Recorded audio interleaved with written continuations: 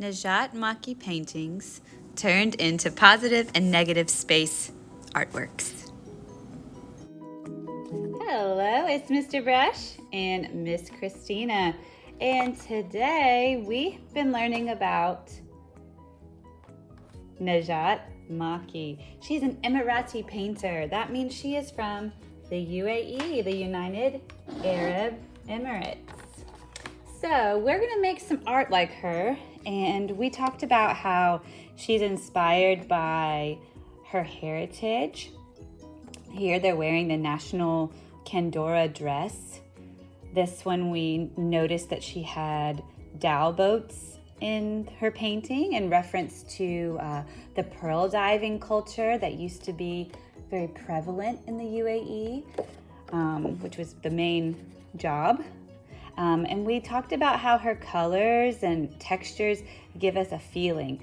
So we talked about how this painting, it gave us what? Ocean vibes. So we're gonna make our own artwork like her. And you might be thinking, ooh, that looks really hard. And you're right, she is a very talented artist. So we're gonna keep it simple. We're gonna be making a textured painting using her colors. Do you know what her colors are called? Fluorescent colors. So at your desk today, you'll have some fluorescent tempera paint that's been poured out. And then you also will have some texture tools, and we'll be using them to create a textured painting, something like this. And you should have enough time today to play around with maybe 2 or 3 of these. Making painted paper is so easy, okay? First you're gonna pick a colorful paper that you want. That will reveal itself on your painting. So you can decide this one was a yellow paper. You can see, to write your name first. So anytime you make anything in art, because there are so many students, please write your name, write your class. I'll just pretend that I'm 5C today. And something else that has been helpful is to write your table color. Blue table is near me, so I'll be blue today. I'm gonna flip that over, and then this is the surface, the side that I will paint on. So the first color is gonna be what? What should I do first? I've got red paper. I wanna see what green will look like on that red paper. So I'm gonna just dip into that green. You actually want your paintbrush to be a little wet, this first color, because we wanna work fast. We wanna keep the paint wet. I'm going back and forth. You can see how I'm just going over the edges. That's why I have a little messy mat underneath to protect my workspace. This is washable paint, so don't worry, it does wash off. But you can already see the red is kind of showing through that green. That looks really cool already. So now I'm going to rinse out my brush. I'm gonna go to the bottom of my swimming pool, touch the bottom, turn your water into some Shrek juice. And then I'm going to use a tissue or a towel or a sponge to get any extra paint that is on my brush. Okay, so that's how you switch colors with tempera paint. Swish in the water, bottom of the cup, dry it on a tissue to get off the excess water and stuff. All right, so I covered the whole paper. You can use one color, green is what I used, or you can use a different color, different colors. You are the artist. And then I'm gonna choose another color. This is gonna be metallic blue. I just need to give that a little stir. I mixed silver and blue. If you look at some of her artwork, she uses golds and like metallic colors. A lot of the history in the UAE and Oman puts, a big importance on gold and silver. So a lot of the aesthetic, that means the way that people like things to look or they consider beautiful, puts a lot of importance on things that are gold and shiny. All right, cover your paper. Now make a pattern. So I'm just gonna do these little dashes And I'm just going back and dipping my brush in the paint. You can make any kind of pattern. You could do lines. You could do like circles. A pattern is just something that repeats. All right, I'm gonna put my brush in the water cup. And now I'm gonna play around with my texture tools or my paint scrapers. If you look closely, they have these little teeth. Hopefully the last person washed them out good enough, but if not, don't worry, it will still work. So I think I'm gonna play with this little guy. It's got like really small teeth and a little bit bigger on this side. And all you do while the paint is still wet is you just move it around. Oh wow, oh wow. Ooh, that's so satisfying. And you can see the red paper showing through. Let's see, this one I think I'll do maybe a loop-de-loop. Ooh. You can play around and see, you know, what works for you. Just know that if you scrape or use the texture tools like too much, you might mix all your colors together and make a brown, make a brown color. All right, I'm gonna put this on the drying rack to dry. You can pause the video here to review how to make your textured painted paper. Step 1, paint the entire paper. Remember, keep the paint wet. Step 2, add a pattern.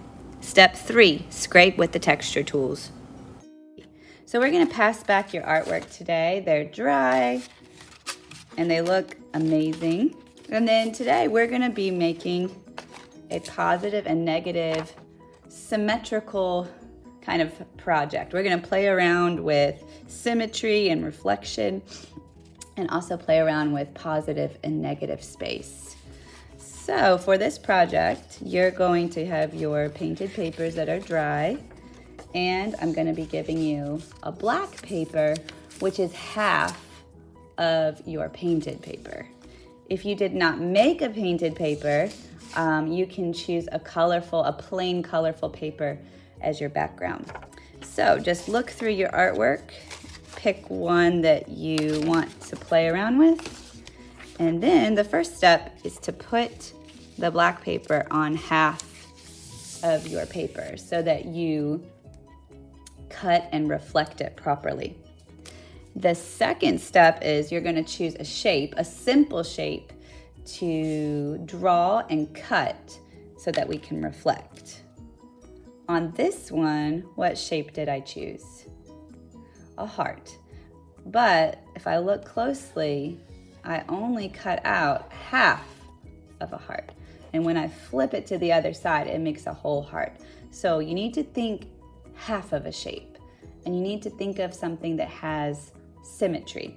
So I could draw a triangle. I could do half of a circle. I could do half of a heart. I could do half of a tree. I could do anything, okay? But keep it simple to begin with, and then you can challenge yourself later. So I'm gonna draw half of a heart. So I'm gonna go up. Think of this as your line of symmetry. I'm going to go up, curve. This paper is kind of thin, so just be mindful, and then back down. Can you see that? Perfect. Now I'm going to cut on the line. Oh, these scissors are a little sticky. Let me grab a different pair. This one sounds good. Now I'm going to cut on the line. Chomp, chomp, chomp, chomp, chomp, chomp. There we go. All right. Make sure you put that paper back into place. Now to reflect it, that means a mirror image. I'm going to put it back inside like a puzzle piece, and then I'm going to flip it over the line of symmetry. Ta-da! Awesome. Now, this is a simple way to have positive and negative space playing around with each other. If you want to challenge yourself, then we can cut even more and reflect it back and forth. So for this one, I'm gonna cut even more. I'm gonna draw another half of a heart. You curve up and then come back down.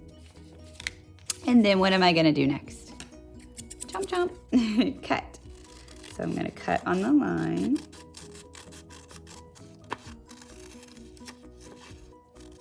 Jumpy, jumpy. There we go. So I leave that one where it is.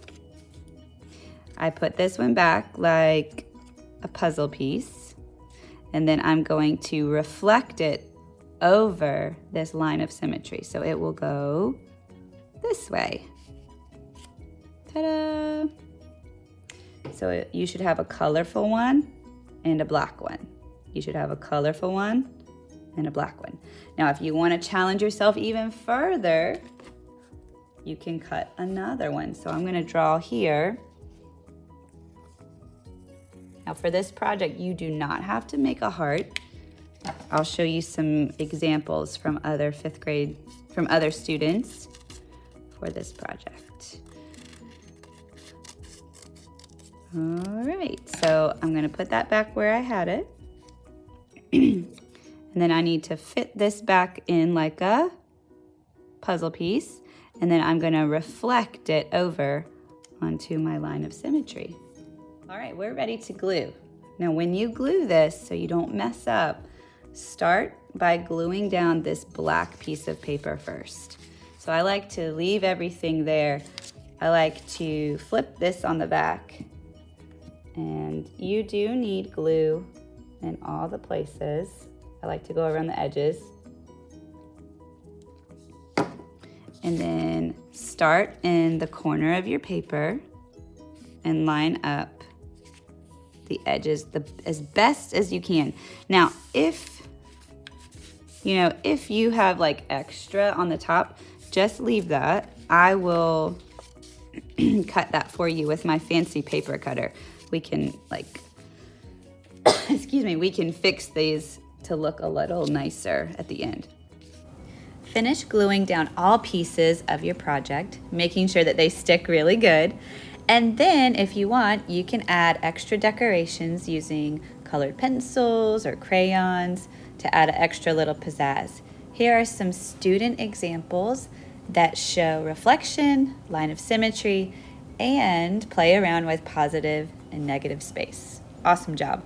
I cannot wait to see what you make. Take your time, try your best, and have fun.